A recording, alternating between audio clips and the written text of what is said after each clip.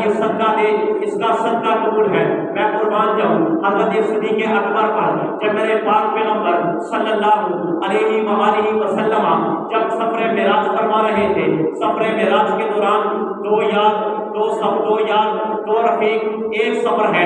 وہ سفر کیسا تھا کہ میرے پاک پیغمبر نے عرش پر جانا تھا رب تعالیٰ سے ملاقات کرنے کے لیے، مگر میرے اللہ نے ان کو دو رفیق دے دیے، دو سفر والے دے دیے۔ ایک کا نام جبرائیل امین ہے، ایک کا نام صدیق اکبر ہے۔ ذرا توجہ کیجیے، دو یار ہیں میرے پاک پیغمبر کے، دونوں سفر کے یار ہیں۔ ایک راستہ دکھاتا ہے، جب گھر سے نکلتے ہیں میرے پاک پیغمبر کے لیے خوراک ملایا جاتا ہے، جب گھر سے نکلتے ہیں میرے پاک پیغمبر کے لیے اپنے پر بھی بچھا دیے جاتے ہیں، جب گھر سے نکلتے ہیں خوشبو کی چھڑکار بھی کر دی جاتی ہے۔ مگر جب قربان جاؤ میرے پاک پیغمبر جب گھر سے نکلنے لگے، علی شیر خدا کو بلایا گیا، بلا کر ان کو یہ کہا گیا یہ امانتیں لے لو، یہ صبح اٹھ کر لوگوں کو واپس کر دینا، کوئی یہ نہ کہہ دے کہ محمد جاتے جاتے ہماری امانتیں لے گیا۔ وہ کیسا صادق تھا، کیسا امین تھا۔ حضرت علی کو اپنے بستر پر لٹا کر میرے پاک پیغمبر جا رہے ہیں، راستے پر جاتے جاتے صدیق اکبر کا دروازہ کھٹکھٹایا، صدیق کو بلایا گیا، صدیق کو کہنے لگے اے میرے صدیق ہم جانے لگے ہیں، اللہ نے حکم دے دیا کہ ہم نے عرش پر رب کے ساتھ ملاقات کرنی ہے، نہیں ہم نے یہاں پر ہجرت کرنی ہے، ہجرت کرنی ہے مکہ سے مدینہ کی طرف، ہمارے ساتھ چل دیو۔ میرے پاک صدیق فرماتے ہیں کہ یا رسول اللہ مجھے 6 ماہ ہو گئے جب سے آپ نے فرمایا تھا کہ ہم نے ہجرت کرنی ہے، اس وقت سے لے کر آج تک میں کبھی سو نہ سکا کہ یہ نہ ہو کہ میرے پاک پیغمبر رات کے پہرے میں صدیق کے دروازے پر آ جائے، وہ دروازے پر دستک دے اور صدیق سوئے ہوئے ہو۔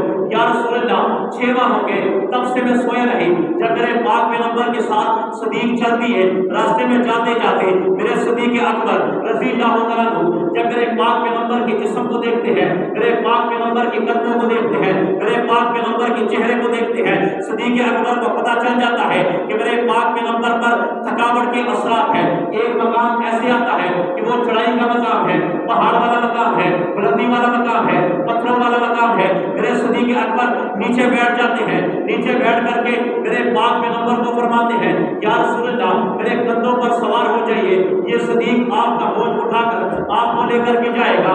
میرے پاک پیغمبر صدیقت پر بیٹھ کے بلکہ نبوت صداقت پر بیٹھ گئی، نبوت نے صداقت کی سواری کی ہے، صداقت نبوت کا وزن لے کر پہاڑی پر چڑھتے ہیں۔ پہاڑی پر چڑھنے کے بعد ایک مقام آتا ہے، اس غار میں تشریف لے جانے کے بعد میرے پاک پیغمبر کا یہ صحابی کہنے لگا یا رسول اللہ آپ یہاں پر صبر کیجئے، میں اندر جاتا ہوں، میں دیکھ کر آتا ہوں، کوئی موذی چیز تو نہیں، کوئی تکلیف دہ چیز تو نہیں، میں صفائی کر کے آتا ہوں۔ صدیق اکبر غار کی صفائی کرتے ہیں، جب سوراخوں کو دیکھتے ہیں اپنے کپڑے کو پاڑ کر اس سوراخوں میں دیکھ کر اور ایک سوراخ دے جاتا ہے، میرے پاک پیغمبر کو بلایا جاتا ہے، بلا کر کے کہتے ہیں یا رسول اللہ آپ آرام کیجئے۔ میرے صدیق اکبر اس طرح بیٹھ جاتے ہیں اور میرے پاک پیغمبر ان کی ران پر سر رکھ کر سو جاتے ہیں۔ یہاں پر امام مالک فرماتے ہیں کہ جب میرے پاک پیغمبر صدیق اکبر کی ران پر سوئے ہیں، گویا کہ ایسا لگ رہا ہے جیسے رحیل پر قرآن مجید کے اوراق کھلے ہو، بلکہ ایسے لگ رہا ہو کہ نبوت صداقت پر آ گئی ہے، ایسے لگ رہا ہو کہ رب ذوالجلال نے سارا کا سارا صدیق اکبر کو عطا کیا۔ ایک جگہ پر ایڑی لگائی، ایڑی لگا کر کے سانپ آیا، جب سانپ آیا صدیق اکبر کی ایڑی کو ڈستا ہے، ایک بار ڈسا، 2 بار ڈسا، 3 بار ڈسا، مگر صدیق اکبر نے کہہ دیا اے سانپ تو بھی اپنا زور لگا لے، میں بھی دیکھتا ہوں، میں تجھے محمد مصطفیٰ تک آنے نہ دوں گا۔ میرے جسم میں زہر آتا ہے، زہر آ جائے، میری ٹانگ ٹوٹتی ہے ٹوٹ جائے، میرا جسم چکنا چور ہوتا ہے چکنا چور ہو جائے، مگر محمد مصطفیٰ تک آنے نہیں دوں گا۔ ارے قربان جاؤں صدیق اکبر کی ذات پر، قربان جاؤں صدیق اکبر کی صداقت پر، قربان جاؤں صدیق اکبر کی ولایت پر، قربان جاؤں صدیق اکبر کی اس محبت پر کہ آج آپ روئے، آپ کا آنسو زمین پر گرتا ہے، آپ روئے، آپ کا آنسو کپڑے پر گرتا ہے، آپ روئے، آپ کا آنسو کسی جگہ پر گرتا ہے، مگر قربان جاؤں جب صدیق اکبر کی آنکھ سے آنسو نکلتا ہے وہ زمین پر نہیں گرتا، وہ غار پر نہیں گرتا، وہ مٹی پر نہیں گرتا، وہ پتھر پر نہیں گرتا، وہ جولی میں نہیں گرتا، بلکہ وہ آنسو گرتا ہے تو سارے آپ کے چہرے پر گرتا ہے۔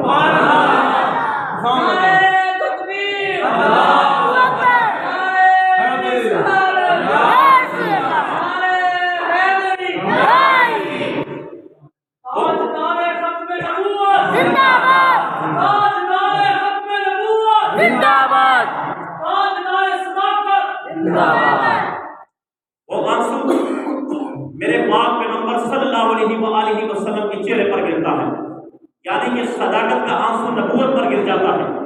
جب وہ نبوت پر گر جاتا ہے نبوت جاگ پڑتی ہے، نبوت کہتی ہے کہ کیا ہوا میرے صدیق کیوں پریشان ہو؟ کہنے لگے یا رسول اللہ کالا آیا تھا آپ تک پہنچنے کے لیے، مگر میں نے اپنی ایڑی کے ذریعے سے روکا، اس کالے نے میرے ایڑی میں زہر ڈال دیا۔ میرے پاک پیغمبر نے فرمایا صدیق ایڑی قریب کرو۔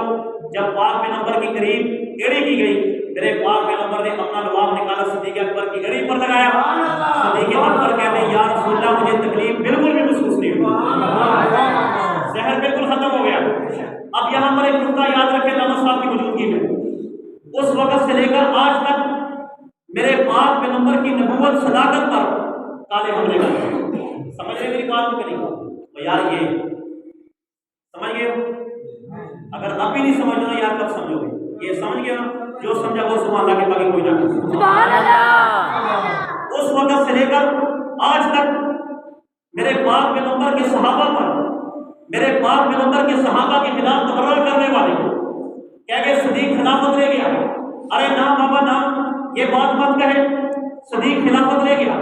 جب علی شیر خدا کو بستر دے کر چلے گئے، بلکہ نبوت خود ہی صداقت کے دروازے پر چلی گئی، بلکہ رسالت معاد خود دروازے پر چلی گئی، بلکہ ختم نبوت والے کہ رب قرآن میں اس کی ذکر کی تعریف کرے، قرآن میں چہرے کی تعریف کرے، قرآن میں ہتھیلیوں کی تعریف کرے، قرآن میں پاؤں کی تعریف کرے، قرآن میں بیوی کی تعریف کرے، قرآن میں بچوں کی تعریف کرے، قرآن میں اٹھنے کی تعریف کرے، قرآن میں بیٹھنے کی تعریف کرے، قرآن کھانے کی تعریف کرے، قرآن زبان کی تعریف کرے، وہ ساری تعریفوں والا صداقت کے پاس چلا گیا۔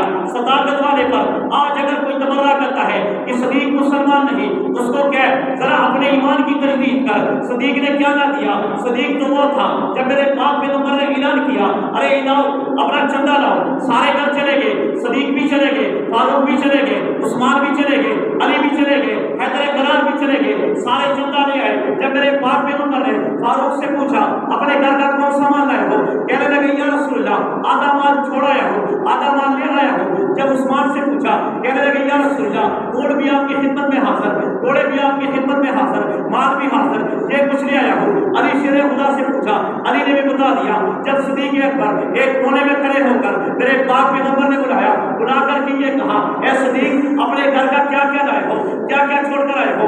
کہنے لگے یا رسول اللہ میرے ماں باپ آپ پر قربان، میری جان آپ پر قربان، میرا مال آپ پر قربان، میری بیوی بچے آپ پر قربان ہے۔ اگر گھر میں چھوڑ کر آیا ہو یا خدا کا نام ہے یا مصطفیٰ کا نام ہے،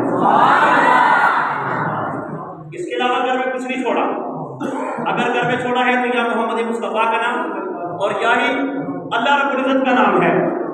ایک آخری بات یا آخری نقطہ دینے جا رہا ہوں۔ جب صدیق اکبر نے اپنے گھر کا سارا مال لٹا دیا، جب واپس پہنچے جا رہے ہیں، جب آپ نے اپنے جسم کی طرف دیکھا تو آپ کا جو کپڑا تھا وہ اس وقت کا عمدہ ترین کپڑا تھا، اس وقت کا قیمتی عمدہ ترین کپڑا تھا۔ صدیق اکبر نے سوچا میرے پاک پیغمبر نے چندے کے لیے اعلان کیا اور صدیق اکبر قیمتی لباس پہنے، قیمتی جوڑا پہنے، یہ ہو نہیں سکتا۔ آپ نے وہ جوڑا اتارا، جوڑا اتار کر کے آپ بازار میں گئے، اس جوڑے کو بیچا، اس جوڑے کی قیمت لی، میرے پاک پیغمبر کے قدموں پہ رکھ دی۔ جب گھر گئے ٹاٹ کا لباس پہنا، جب اللہ رب العزت نے عرش سے اس نبوت والے اس یار کی صداقت کو دیکھا، صداقت کو جب دیکھتے ہیں کہ صداقت نے ٹاٹ کا لباس پہنا ہوا ہے، رب ذوالجلال اپنے جبرائیل امین کو بلا کر کے کہتے ہیں اے جبرائیل ادھر آ، اپنے 70,000 فرشتے بھی لے آ، ان کو بلا کر یہ کہے کہ آج نوری لباس اتار دو، آج جنتی لباس اتار دو، آج ان کو اتار کر کے ایک ٹاٹ کا لباس پہن لو اور ٹاٹ کا لباس پہن کر میرے پاک پیغمبر کے پاس چلے جاؤ، ان کو جا کر کہنا یا رسول اللہ آپ کو بھی سلام ہے، یا رسول اللہ آپ کے سیار، آپ کی یار صداقت والے پر بھی سلام ہے۔ جب میرے پاک پیغمبر کے پاس یہ جبرائیل امین اور 70,000 نوری فرشتے پاک پیغمبر کی خدمت میں آتے ہیں، پاک پیغمبر نے دیکھا کہ ان کے جسم پر ٹاٹ کا لباس ہے، فرشتے جبرائیل امین کے جسم پر ٹاٹ کا لباس ہے اور آپ کے قریب جو فرشتے سب بنا کر دست بدستہ عاجزی کے ساتھ کھڑے ہیں، ٹاٹ کا لباس پہنا ہے۔ میرے پاک پیغمبر نے پوچھا جبرائیل کیا ہوا؟ آپ نے جنت والا لباس اتار دیا، نوری لباس اتار دیا، ٹاٹ پہنا ہوا ہے۔ جبرائیل امین کہنے لگے یا رسول اللہ میرے باپ، یا رسول اللہ میرا سب کچھ آپ پر قربان، یا رسول اللہ میرے اللہ نے مجھے یہ حکم دیا کہ فرش پر صدیق نے ٹاٹ کا لباس پہنا ہے، میرے اللہ کو اتنا پسند آیا کہ صدیق کی وجہ سے ہمیں بھی ٹاٹ کا لباس پہنا ہے۔ صدیق کے ساتھ صدیق خلافت لے گیا، صدیق خلافت لے گیا۔ یہ کون منافق اور صدیق کہتا ہے خلافت لے گیا؟ خلافت لے کر نہیں گیا بلکہ میرے پاک پیغمبر نے صدیق کی خلافت خود جوڑی میں دے دی۔ صدیق کو اپنی زندگی میں خدا کی کیا۔ اور یاد رکھنا فاروق اعظم حضرت عائشہ رضی اللہ عنہا فرماتی ہے یا رسول اللہ ایک موقع تھا اللہ کے نبی لیٹے ہوئے تھے، آسمان کی طرف دیکھ رہے تھے، ستارے چمک رہے تھے، میرے پاک پیغمبر سے پوچھا گیا، عائشہ نے پوچھا رضی اللہ عنہا نے یا رسول اللہ مجھے یہ بتائیے کہ یہ آسمان پر جو ستارے چمک رہے ہیں کیا اس کے مقدار اس کے برابر میں کسی کی نیکیاں ہو سکتی ہے؟ میرے پاک پیغمبر نے عائشہ کی طرف دیکھا کہ اگر اس جہان میں اگر آسمان کے ستاروں کے برابر اگر کسی کی نیکیاں ہو سکتی ہے وہ تیرے ابا صدیق اکبر ہے، وہ تیرے ابا صدیق اکبر ہے، اس کے علاوہ اور کوئی نہیں۔ اور حضرت فاروق اعظم رضی اللہ عنہ فرماتے ہیں صدیق اکبر کے پاس بیٹھ کر کہنے لگے کہ اے صدیق، اے امیر المومنین، میری ساری زندگی کی نیکیاں آپ لے لو، مجھے صرف ایک نیکی دے دو۔ وہ کون سی نیکی؟ کہ جو بار میں تو نے نبوت کو اپنی نبوت نے صداقت کو سنبھال لیا تھا اور سانپ کو روک لیا تھا، وہ مجھے نیکی دے دو۔ مگر قربان جاؤں صدیق اکبر رضی اللہ عنہ کی ذات مبارک پر، صدیق وہ ہے میرے پاک پیغمبر نے فرمایا اکلت انا وانا ابو بکر عمر، کہ میں نے کھایا ابو بکر عمر میرے ساتھ ہے، ذهبت انا ابو بکر عمر، کہ ہم گئے ابو بکر عمر ہمارے ساتھ ہیں۔ اور یاد رکھنا آج بھی اگر آپ کو یقین نہ آئے، اس کالے کو یقین نہ آئے جو کالا صداقت پر بونتا ہے، جو کالا فاروق پر بونتا ہے، جو کالا حیا عثمان پر بونتا ہے، جو کالا امیر معاویہ پر بونتا ہے، اگر آج بھی آپ کو یقین آئے روزے پر جا کر دیکھو دائیں صدیق ہے بائیں فاروق اعظم پڑا ہوا ہے۔ یہ کوئی ایسی بات نہیں ہے ایک کہنے لگا آپ شان اہل بیت کو نہیں مانتے، شان اہل بیت کو نہیں مانتے۔ میں نے کہا جو اہل بیت کو نہ مانے وہ بھی کافر، جو صحابہ کو نہ مانے وہ بھی کافر۔ کہنے لگا کہ آپ حضرت ہماری کہنے لگے اہل بیت کی یہ شان ہے، اہل بیت کی شان ہے کہ حضرت حسین رضی اللہ عنہ جس جگہ مدفون ہے آپ کے قریب 40 میل تک جو آپ کے ہاں فاصلہ ہے، اس فاصلے میں جو بھی مسلمان دفن ہوگا وہ بغیر حساب و کتاب کے جنتی ہوگا۔ میں نے کہا بڑی اچھی بات تو نے کہی، ہم مانتے ہیں وہاں پر حضرت حسن کا حضرت حسین کا کربلا کی اس درد کا فیض وہاں تک پہنچے گا، مگر میں نے کہا ذرا یہ بتا کہ جناب حسین کے نانا جناب نبی کریم صلی اللہ علیہ وآلہ وسلم کے دائیں اور بائیں کون ہے؟ تو وہاں پر چپ کر گیا۔ میں نے کہا اچھا یہ بتا کہ وہ 40 میل تک جو دفن ہے وہ جنت میں جائے گا، اور جو حضرت نبی کریم صلی اللہ علیہ وسلم کے دائیں بائیں ہے کیا وہ جنت نہیں جائیں گے؟ یہاں پر کہنے لگا نہیں۔ میں نے کہا یہ بات تیری غلط ہے، یہ بات تیری قرآن کے خلاف ہے، یہ بات تیری حدیث کے ساتھ ٹکراتی ہے، کیونکہ ایسی بات نہیں۔ آخری بات جناب نبی کریم صلی اللہ علیہ وسلم نے 63 سال زندگی پائی۔